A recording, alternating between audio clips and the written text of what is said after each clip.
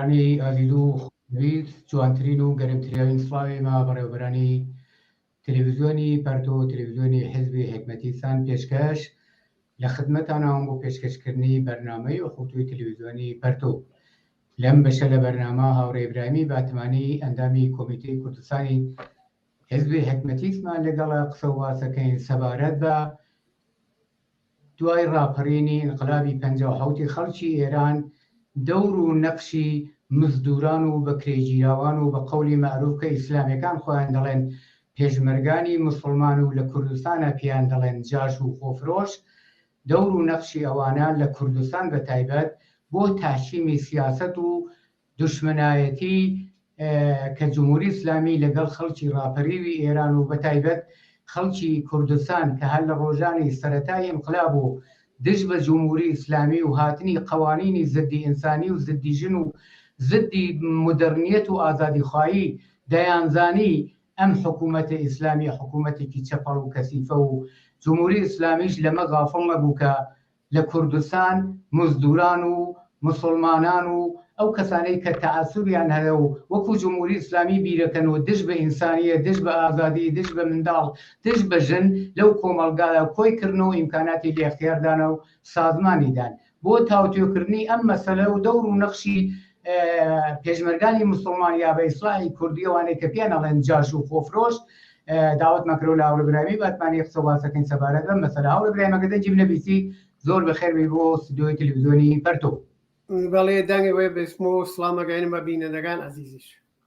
زۆر سپاس بۆ تۆش. هاوڕێ ئیبراهیم هەروەکو ئاگاداری خەڵکی ئێران بە دروست لە سەراسەری ئێرانە ساڵی 57 دژ بە حکوومەتی ئیستیبدادی و سەرکوتگەری پادشایەتی ڕژانە شەقامەکان بە نیەتی ئەوەی کە ڕزگار بن، بە نیەتی ئەوەی وەک ئینسان بژین، بە نیەتی ئەوەی بەرابەر بژین، بە نیەتی ئەوەی ئازادیان ببێ، حورمەتیان ببێ، کەرامەتیان ببێ، بە دروست دژ بە حکوومەتی و ساواک و حکوومەتی دیکتاتۆری و خەفەقانی حکوومەتی پادشایی ئینقلابیان کرد. دیارە ئەم ئینقلابە بەهۆی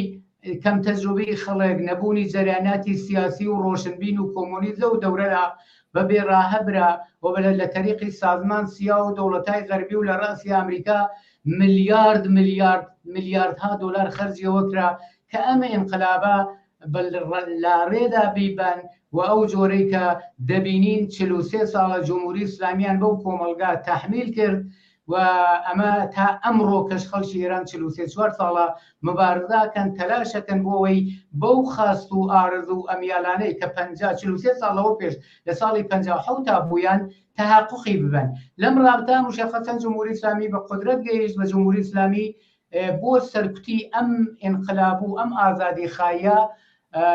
جەمعێک لە کوردستان بە تایبەت کە بەحسەکە ئێمە ڕوو بە کوردستانە و بەرنامەکە کوردیە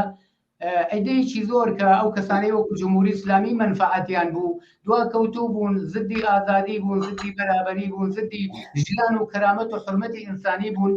لە دەوری جمهوری ئیسلامی کۆبوونەوە جمهوری ئیسلامی ئەمانەی سازماندا و لە مقابلی خەڵکە قەراریدان بۆچی و چۆن توانی ئەم نیرووە ئەم هێزە سازماندا و لە دەوری خۆی کۆکاتەوە ئەساسەن چێ بوون دەور و نەقشی ئەم کەسانە کە چون بە پیری ئەم تەرح و بەرنامەی جمهوری ئیسلامیەوە چی بوو؟ ئەگەر لەسەر ئەم بەحسە خۆی سەعاتا وەختێت وەلێ متاسفانە بە دەلایلێمە وەختمانیە توانم شارێکی پێ بکەم. قبل لە زۆوار ئەم مزدورەی لە بمانە بوو وا بوو جمهوری ئیسلامی چوو جەمیانێ کردە و چوو جەمبوون بە دەور جمهوری ئیسلامیە. یەکشت بیژم ئەو ئەنقلابە بۆ نەسڵ جوان وە زوان ئێمەوە بژنە پێ ئەو ئەنقلاب 57ەوە خەڵکی ئێران سەراسەری کردیان بەر ئەلێ دیکتاتۆر استبدادی شا فرە بەرحەق بوو ئەتواقع فرە بەرحەق بوو بۆ ئازادی بوو، بۆ ڕەفا بوو، بۆ ئاسایش بوو، بۆ خۆشی بوو بۆ بنیامەر وا خۆڕا ناچێت خیابانێک و هاوار کات و داد و بێداد کا بلاخرە ئەو قیامە ڕەهبەری بوو بنیامێک ئەیان زانی شا چکارەز مردم جنایەت شا و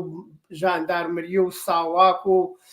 استبدادی و نازانم دزی و غارات و ترس و وەحشەتێکیان واخسۆنە ئەو جامعە مردم بەو نەتیجەگەی ئەمانە وا خۆیان مادامە عمری ئێران بە خاک و ئاوهێن خۆیان نەزانن مردم هەڵسیان ئەمانیان لابن. ئەوەی کە جمهوری ئیسلامی هاتە سەرکار ئەوەی کە خۆ واقعاً خاست مردم ئەوە نەبوو وەلێ بە قسەکەی تۆ بە بێڕا کێشایان بە کۆمەک ئامریکا و بە کۆمەک ئۆتاق فکری سەرمایه‌داری لە دنیا و ترسێکیان وابوو ترس لە کۆمۆنیزم مەبادا لە ئێرانە کۆمۆنیزم قدرەت بگرێ بێت بە جەریانێک و ئەلێ سەرمایه‌داران بێسن و منفعەت ئەوان کەفێ بە خەتەر بەشێکی ئەوە بوو ئیسە بگەڕم سەر ئەوە ئەم ئەنقلابە کردیا من لە بیرمە ئەنقلاب وەختێ کردیا فەزای فرەخۆش بوو تەواو ئەحزاب و گروو و جەریان و مدیا و ڕۆژنامە و مەتینگ و لە هەموو شارەکانە شلۆق بوو حتا ڕابطەی بنیامەکان ئەو نەستەمیمی بوو گشتی ئەتوت ساڵهای ساڵە یەکتریان نەدیە دەیلەکەیژی بوو ئەو پیرۆزیە بوو دەیلەکەیژی ئەو پیرۆزی بوو بەخاتر ئەوەی کەم ئەو فەزا جمهوری ئیسلامی هاتە سەرکار هەر پای نەگەیە بەرەو دوای دو-سێ مانگ دەستێ پێکرد جمهوری ئیسلامی دانیشن فکریان کردەوە لەسەر ئەوە فکریانیش کردووە و بەرایەوە بوو منێ خۆیان چەپکەن چەنەکەن بتوانن کاری بکەن و بمێنەوە و تایسێژ متەئەسفانەمانە ئەوەڵین کارێ لێ وا کردیان ئەوەیەکە وا کۆنە ساواکی بوو ئەرتش دەست نەخۆردە ماوە ژاندارمەری و شارەبانی و ساواکی جیا لە چەند نەفەرێکیان شاید بیژم نازانم دەقیقۆلی 5-6 نەفەریان بەقیەکیان بەم دەم و دەستکەوت بەو ئامارە و بەو ئەمکاناتەوە لە گوزەشتە بوو سیاسیەکان بووان گشت ئەوانیانی یا خزمەت جمهوری ئیسلامی و ئەمانە بوون ئامۆزش ئەم نیروایە ئەمنیەتی و ئەتڵاعاتی وە ئیمڕۆ بوونەسە چەقڵ چاو مردم و هەرچی جنایەتەکەن ئەمانە ئامۆزش ئەمانەیانەدا لە پاڵی ژیا بەتایبەت لە کوردستانە ئەو مەڵام مرتەجعەیلە و ئەو شێخەیلە وەک شێخادی هاشمی لە دۆڵاوە وەک شێ حەیبەڵای تا لە منتەقەی ژاوەڕوا وەک شێ عوسمان دڕوو لە مەریوانە و شێخەیلەتی لەو شمال کورسانە هەست من ئەوانە ناناسم ڕاستەتگەرەکە ئەمما لە جنوبە ئەمانەیژە بوون ئەمانە گوزەشتە ساواکی بوون شاچ و گەرەکیانی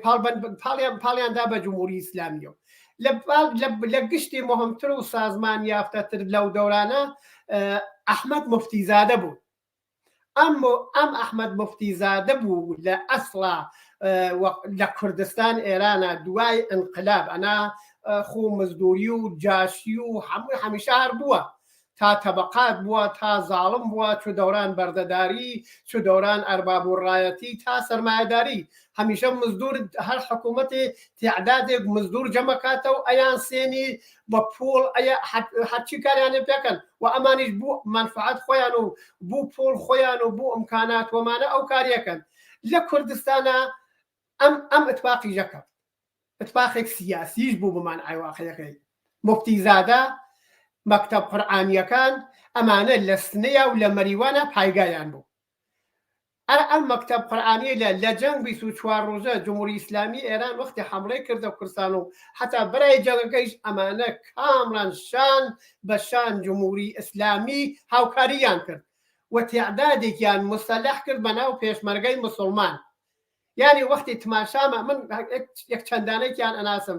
بنیامێنێک خۆشناو نەبوون بنیامێنێک عەقەب ئۆفتادە بنیامێ گوزەشتە مەسڵەن ئەوە نەبوون واقعەن لە مردمەکە بیژی ئەمانە بنیامێنێ خاسن جا بۆ بوونەوە ئەم جەریانە موفتیزادە دایمەرزان لە ئەسڵا مەکتەب قورئانی مەقەڕیان بوو مقەڕاتیان بوو مرەتەبەن هاتوچوو خومینیە کرد حتا تاڵەقانی و چەمران و ئەم ڕەفسنجانی وەختی هاتن بۆ کورسان تعدادێتر هاتن بۆ کورسان و ئەمانە سەفتەری و فەرماندەی پادەگان نمایەندەی خومینی بوو لە پادەگان لەشکەر 28 کورسانە ئەمانە گشتیان شەو ڕۆژ وە تەق موفتیزادەیە دانیشتن نەخشیان ئەرژان ئێمە چوو بتوانین لە کوردواریە جەماعەتی بۆ خۆمان مزدور جەم بکەین ئەنا بە دنیای واقعیەکەی ئەمانە ئەگەر موفتیزادە هاوکاریانی نەکردایەتە مەکتەب قورئانیەکان هاوکاریانە نەکردایەتە مەڵاکان لە کوردستانە تەواو مەڵاکان بجز مامۆستا شێع عەزەدین ئەگەر ئەمانە هاوکاریان نەکردایەتە ئەگەر کۆنە سەواکیەکان هاوکاریان نەکردا من پێم وانییە جمهوری ئیسلامی بیتوانیا بەو ڕاحەتیە بیتوانێت لە کورسانێ لە دەست خەڵک و پێشمەرگە و ئەنقلابی ئەسەنگەر ئەنقلاب بوو نەیتوانی ئەمانە ئەمانە گەورەترین کۆمەکێکیان کرد بە جمهوری ئیسلامی کێ توانیان بەڕەحەت بوون بە ڕاهنمایان و ڕێپاکەوکردن بۆ کورسان. زۆر سپاس بۆ تەوزیحەکانت هەورە برایمەرکو بۆ خۆت ئیشارەت کردیارە هەر لە سەرەتای حاکمیەتی جمهوری ئیسلامی و ئەم ئینسانانە ئەم کەسانە کە بە ناوی پێشمەرگەی مسلمان یا جاش و مزدوری جمهوری ئیسلامی بوون بۆ تەحکیم و مانەوەی جمهوری ئیسلامی لە هیچ جەنایەتی وەکو جمهوری ئیسلامی وانیش درێغیان نەکردووە. لەم رابطەیە بەتایبەت خۆم لە کوردستانە هەموو ئاگادارن، خەڵکی و کۆمەلگا ئاگادارن تا بە ئەمڕۆکەش دەزانن ئەمانە چ جەنایەتێکیان کردووە دەرهەق بە خەڵک و دژ بە ئازادیخوایی و بەرابەری تەڵەبی خەڵک. پرسیارەکەی من ئەمەیە بەرخوردی خەڵک بەم مزدورانە کە ئەلان جمهوری ئیسلامی لە حاکمیەتەدا و ئەمانە خدمەتی جمهوری ئیسلامیەکەن لە کوردستانە خەڵک دەبێت چۆن بەرخورد بەمانەکەن، چۆن سەیری ئەمانە بکەن. بە نەزەرم ئەمانە کەسبات بیژم بەڕایەوە ئەمانە کەسێری بوون بۆ وەمان ئای واقعیەکەی دەیان و سەدان چابیژم هەزاران نەفەر لەو کورسانیانە دابەگیر جمهوری ئیسلامیە. پاسداری مەشهەدی نەیەزانی کی هەوادار کۆمەڵەست و پاسداری مەشهەدی نەیەزانی قەرەگوێزا لەکوێنە و نازانم فۆیزڵاوبەیگی ها لەکوێنە و یا کێپشاهۆ ها لەکوێنەوە نەیانەزانی بۆ کاناڵ ئەمانەوە ئەکەفتنە بەریان. ئێمە خۆم پێشمەرگە بووم تۆ پێشمەرگە بووی و فڕێر لەو ڕۆپیقەی لەلان ماگەن خۆشبەختانە ئەمانە گشتمان شایەتم تاریخینە مردم ئەوانێکەوە هاوسن ئەوساڵێمان شایەتم تاریخینە جاشەکان بوون. دوای شەرسارسنە ئەم جاشەی لەسەر خوانیاندایە پێچان ماڵ و ماڵ کی هەوادار کۆمەڵە بووە، کی هەوادار پەیکار بووە، کی هەوادار ڕزمەندەکان بووە، هێز دموکرات بووە، کی فعال بووە، چای کردیە چاینە ئەمانە ئەوانیانە داگیر. حتا ئێعدامەکان گرێزە لە ساڵ 50ەوە دەستە جەمی ئێعدامیان کرد هەر ئەم جاشەی لە بەشێکیانەمانە بوو تیرە نازیانەکە ئەمانە ئەوانیانە لەودا. تا بیگرە ئەزیەتکردن خانەوادەی پێشمەرگە، تا بیگرە ئەزیەتکردن خانەوادەی لێوە تاوە هەواداریان بە ئەحزاب بوو بە هێنە کرد، تا کۆنترۆڵکردن دانشگاکان، تا کۆنترۆڵکردن مەدارس، تا کۆنترۆڵکردن معالمان و ئازادی خوازان لەو جامعەی کوردستانە ئەم جاشایە ئەم مزدورەی لە ئەمانە نەخشیان بوو. یعنی ئەمانە خارج لەوە مزدورن خۆفروشن، یعنی ئەمانە ئەگەر بی جرمەکەیان حەساوگەی دوو بەرابەر جرمیانە سەقی خەدتگەرەکە بۆی کە فریاندا بەکوشتا فریاندا بەگیرە ماڵ خەڵکیان ئاوردا دوای ئەوە مردمیان تەبعید کرد ئەو وەختە ئەزیەت و ئازاریانە کرد بەناو گروو زەربەتە چوان تەجاوزیان بە مردمە کرد جنایەتیانە کرد هەر سەر سێتەرەکان تەواو ئەمانە بوون لە بازدید و سێتەرەکانە لەمانیانە دانیا بوو هەر کەسیان گەرەک بۆ ئەیاندا بەگیر و بەڕەحەت ئیعدامیانە کرد و تەوا لە پاڵ ئەمانە تەواو ئافنەکان وا ئەشارەم بێت ئەم ئافرەی لە گشتیان مزدورن گشتیان یەکدان بەجۆز مامۆستا شێعەزەدین کە بنیامێ انقلابی و دموکرات بوو ئەو نەچوە ژێربار جمهوری ئیسلامی ئەو زندگی شرافەتمەندانەیە کرد وەلی بەقیەی مەڵاها لە کوردستانە مردمەشێ بزانێ ئەمە ئەوەی کە مەڵا هەست گشتی چۆکاخۆر بۆ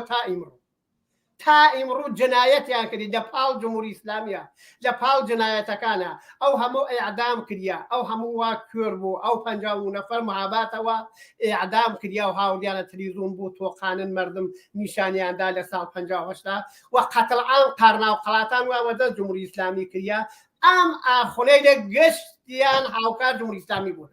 و ئەم جاش و پاسارەی دەکرار ئەوانە بوون مردم چەپکە مردمە زانێ جنایەتەمانێ ناسێ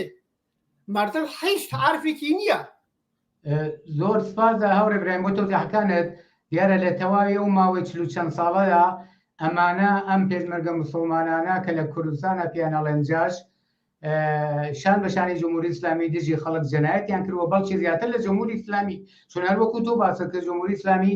خەڵکی کوردستانی ناناسی بەڵام ئەم جاشانە بوون کە معارفیانە کردن ئینسانای ئازادی خوازیان ئەدا بەدا و دەگیران ئەدام دەکران دەران و نازانم چەندین ساڵ زیندانەکران شکەنجە دەکران و زۆر ئەم جەنایەتانە دیارە خەڵک بە پاناییە و کۆمەلگا ئاگادارە ئەمە وەزیەتێ بووە و هەمیشە ململانێ بووە لەبەی خەڵکی ئازادی خوازە و ئەم مزدورانە کە ئەرزشی لنگەکەوشێک بووەمانە قایل نەبوون ئەرزش و حرمەتیان نەبووە بەڵام قسەکەی منەمەدا ئەگەر جمهوری ئیسلامی بەرحاڵ پێچوومۆرەکانی شل بێتەوە بە تاریخی ئاعتراض و مبارزەی خەڵکە جمهوری ئیسلامی سەرنگون بێ خەڵک دەبێت چۆن بەرخوردکەن بەم کەسانە کە هیچ کامێکیان لە ژێر چاودێری و شناسایی خەڵکی ئەو کۆمەلگایە گومنین خەڵک هەمویان دانەدانە ئەیان ناسن دەبێت چۆن بەرخوردیان پێ بکەین سێ دقەما زیاتر وەخت نەماوە فەرموو بۆ ئەوەی کە چوو بەرخوردیان بکەن معلومەوە جنایەتی وا جمهوری ئیسلامی 45 ساڵە نسبەت بەو مەردمە کردیە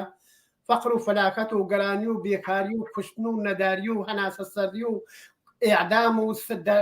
مشکل باراوردن ئەمانە شەریکن ئەمانە ئەشێ دوای جمهوری ئیسلامی مانە دانە دانەشەی دادگایی بکردن وانێکیان وا ماگەن حتا لان فرێکیان خانەوادەگی و قەوڵ بە خاتر منفعەت کەسیب خۆیان بە خاتر ئەوەیە کە پۆڵ و ئیمکاناتی هاتیە خانەوادەگی خەریکن هاوکاری جمهوری ئیسلامیەکەن ئەمە لە ئایندەیە ئەمانە ئەشێ گشتیان دادگایی کردن ئەپرسن لیان بە دادگای عەداڵەت بەو دادگای خەڵکیمانە دەستێتەوە و چۆ جۆنایەتێکیان کردیە کیان کوشتیە چەندێ پۆڵیان بردیە چەندێ مەردم ئازاریان کردیە چەندێ ڕشپیان خواردێت چەندێ خەڵکیان تاقی کردیە لەم ئەنقلاب لەم ئاعتراضات و ئەمانە ئەم ساڵانە چەند نەفەریان کوشتیە چەندێکیان لەوداوە هەواو موو بەموو ئەمانە هێنەکەن موو ئەمانەشێ جواگوو بوون لە پاڵی جیاشێ خەڵک بەتایبەت ئەوە سا جمهوری ئیسلامی لە نەزەر ئێمەوە جمهوری ئیسلامی لە بحرانی سیاسی اقتصادیە قەیارێگردێ وە گیان سالم لە دەرناوە جمهوری ئیسلامی بۆ بۆنەوە مردمەشی ئەمانە فرەتر گرنە ژێر نەزەر ئەمانەشی شناساییان کەن بە ئەطلاعاتیەکانیە ئەوانەیەکەوە مەخفیەن ئەوانەیەکەوە نیمە مەخفیەن ئەوەیەکیژەوە ئیسلاحی هەڵگرتێ خو مشەخەص ئەمانە مزدورن و خەڵکارە حەساویان جیاز تەواو ئەمانە ئەشێمانە کشتی شناسایی بکردێ بوو ئەوەیە کە دوای جمهوری ئیسلامی هەروە چوو سەران جمهوری ئیسلامی و نیروهای ئەمنیەتی و ئەو کەسانە وا جنایەتیان کردێت چون لە مەشهەدا چون لە تارانە چون لە ئەسپهانە چون لە سنەیە چون لە مەهاباتە ئەمانە گشتیان ئەو وەختە دادگاریە کردن بۆ بوونەوە مردم ئێمە خۆ وەک حزب کۆمونیزم کارگەری حکومەتی سیا جونبش کۆمونیزم کارگەری و مخالف ئیعدامی ئێمە وا بۆیە ئیعلانێکە ئێمە مخالف هەر نەو ئیعدامێکی وەلی خاتعترین نیروین که لە مقابل ئەمانە دوای جمهوری ئیسلامی بێ تەعارف بێ پارتی بازی بێ ئەوەیە کە چاوپوشیکەین ئەمانەشی دادگایی کردن بە حزور مردمە لە حزورێک ئەلەنیە